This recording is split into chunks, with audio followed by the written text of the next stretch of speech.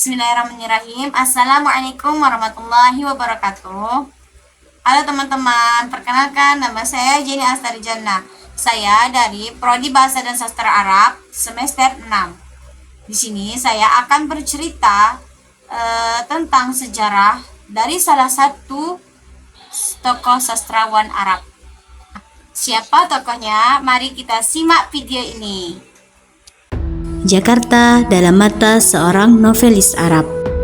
Ketika mendengar kata novel Arab, mungkin yang terbayang oleh kita adalah kisah-kisah yang berlatar Mesir, Suriah, Baghdad, atau kota-kota besar di Timur Tengah. Namun, pernahkah kalian membayangkan ada seorang novelis Arab yang justru menjadikan Jakarta sebagai bagian dari karyanya? Mengapa seorang penulis yang lahir dan besar di Mesir tertarik menulis tentang Indonesia?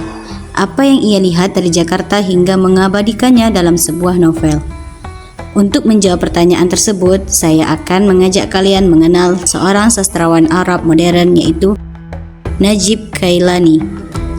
Kailani lahir di Mesir pada tahun 1931. Ia tumbuh dalam lingkungan yang sederhana dan religius. Sejak muda, ia memiliki dua kecintaan besar dalam hidupnya. Yang pertama adalah ilmu pengetahuan, yang kedua adalah dunia sastra. Kecintaannya pada ilmu pengetahuan membawanya masuk ke Fakultas Kedokteran Universitas Kairo, sedangkan kecintaannya pada sastra membuatnya terus menulis sejak usia muda. Karena itu, Kailani dikenal bukan hanya sebagai dokter, tetapi juga sebagai salah satu novelis Arab modern yang paling produktif. Banyak penulis menulis tentang lingkungan yang mereka kenal, banyak novelis menulis tentang kota tempat mereka tinggal. Namun, Kailani memiliki pandangan yang lebih luas. Ia percaya bahwa sastra tidak hanya berbincang tentang satu bangsa atau satu negara. Sastra harus berbicara tentang manusia. Sastra harus menyuarakan mereka yang tidak memiliki suara. Karena itulah karyanya sering mengangkat berbagai persoalan umat Islam dan kemanusiaan di berbagai belahan dunia. Mulai dari Afrika, Palestina, Turkistan, hingga Indonesia. Salah satu karya Najib Kailani yang paling menarik adalah novel yang berjudul Azra Jakarta, Gadis Jakarta. Ketika pertama kali mendengar judul ini, banyak orang Arab merasa heran.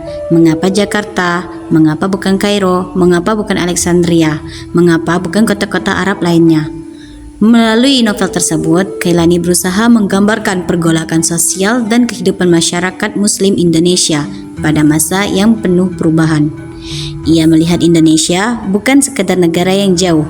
Ia melihat Indonesia sebagai bagian dari dunia Islam yang memiliki tantangan, perjuangan, dan harapan yang sama dengan bangsa-bangsa lain.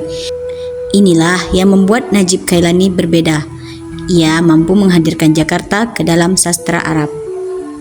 Selain Azra Jakarta, Kailani juga menghasilkan banyak novel terkenal, di antaranya Layali Turkistan, Malam-malam di Turkistan, Ar-Rajul Allazi Amana, Lelaki yang Beriman,